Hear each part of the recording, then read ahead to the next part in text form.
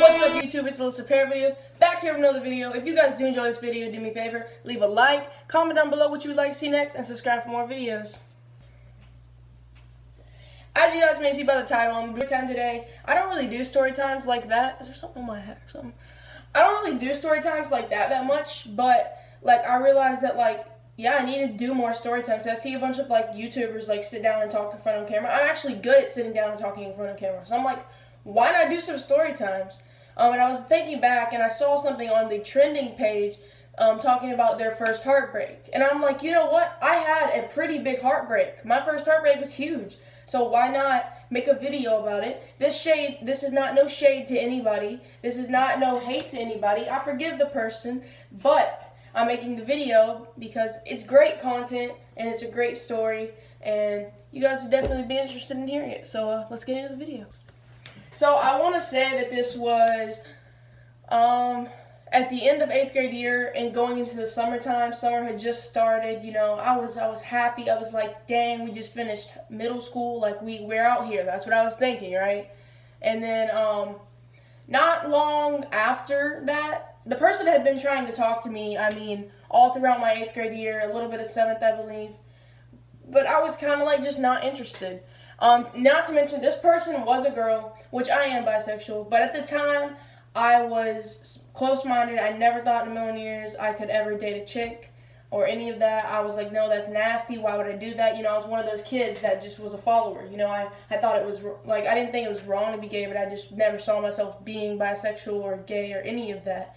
And so it goes into, April, May to June, around that area of 2017. I was just getting out of my 8th grade year.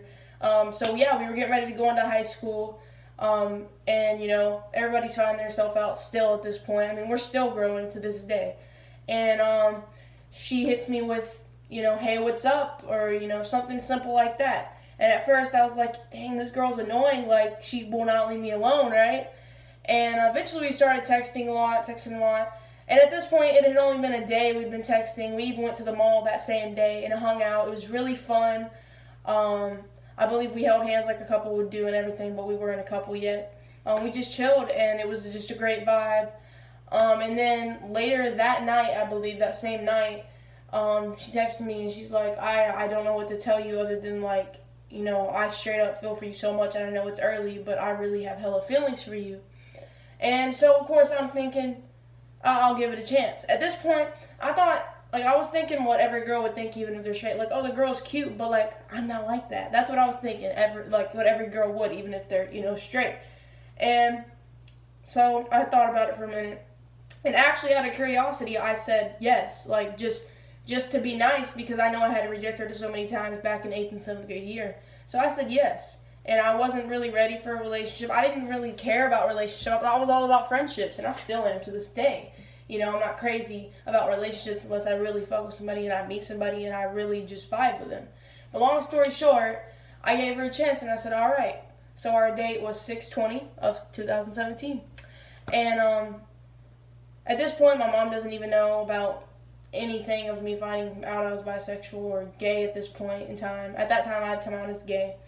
And then, so next thing you know, within the first week, we get into our first argument, and we quote-unquote take a break.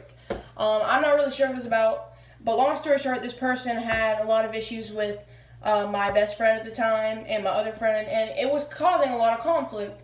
And so I had to cut one of them off, and I decided to cut off my friend rather than her because I was just so into her, and I started becoming really into her.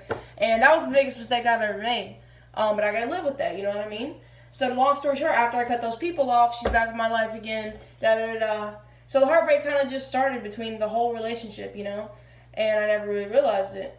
And then September, I believe, comes around in 2017, and at this point, we've been dating, 4 months, I believe, right? 3-4 months. Pretty good. The first couple months were really good. And then we get to September, and this is around the time of Irma, if you guys remember, any of that. I made a video about that, back in 2017. We were preparing for Irma. It was a big storm. With that being said, we got into an argument, I believe, the day of Irma, if not before that.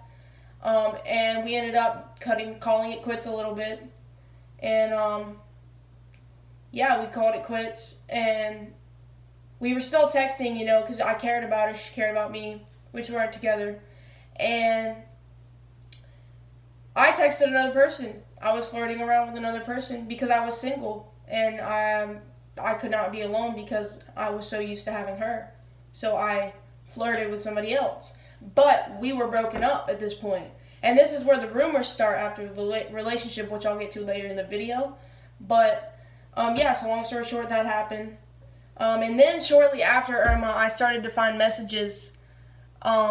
Shortly after Irma, going into December, it was like 3 months after, and it showed messages in like October, November, late October, November, of her texting another guy.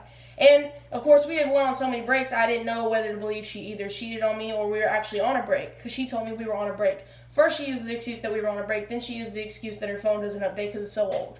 But it did update. She was just trying not to get caught, you know what I mean? But long story short, she was flirting with him, all of this, and I honestly do believe I did get cheated on, because it was rumored around that I was cheated on several other times, which makes sense now with some of her closest dude friends. So, not to mention she was a fake lesbian, I guess. I don't know. But basically, yeah, so I was cheated on a lot, but I do forgive her for that. But long story short, yeah, it gets to all that. And so along this whole relationship line, I was just getting my heart broken so much, like, and to the point where when we broke up, it was like really bad, you know. We dated all the way from June 20th to January 4th of 2018. And that actual day that we broke up, she was actually hanging out with one of her friends, which she was rumored to be cheating on me with.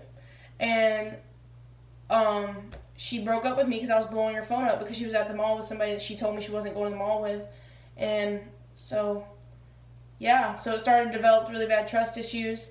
After I saw the messages, it became very repetitive. Then it got to the point where I was just losing my cool.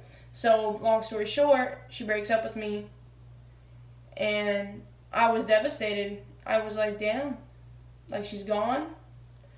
I didn't know how to act, so I just laid down with my dog on the carpet that day and just cried, and went to school the next day and ignored her and her new friend. Yeah, long story short, after that, I was so hurt, all the way up until, like, I mean, it must have been, like, of this year, the end of this year, probably. I was just so hurt over her. I'm not even gonna lie, I loved her for the longest time. And, I'll still have my moments where I'll look back and I'll say, damn, I should have done this differently, or all of that, but I don't have feelings for her anymore. And that's the thing. I used to, but I accepted what it was and I moved on. The only thing that I still have to work on here and there is the me forgiving her for everything that she did, because there was a lot that went on in the relationship that nobody knew. And after the breakup, there were rumors that went around that caused me to even be more heartbroken than I already was. And yeah, just the fact that somebody would do that to you when you cared about them so much, it broke my heart. And that's what I'm just saying, the time I got my heart broken for the first time, because it was the first time I ever gave myself fully to somebody. I'm trying not to leave anything out, but it's the first time I gave myself fully to somebody. They broke my heart, they betrayed my trust. And to this day, I'll tell you, I have major trust issues. My self-esteem's very low due to that relationship. And I try not to talk about that when I get into other relationships, but it does affect me, and I've got to just learn to trust the person that's trying to help me, because I've over the years I pushed away people because of the situation, because I've just been so scared of being hurt.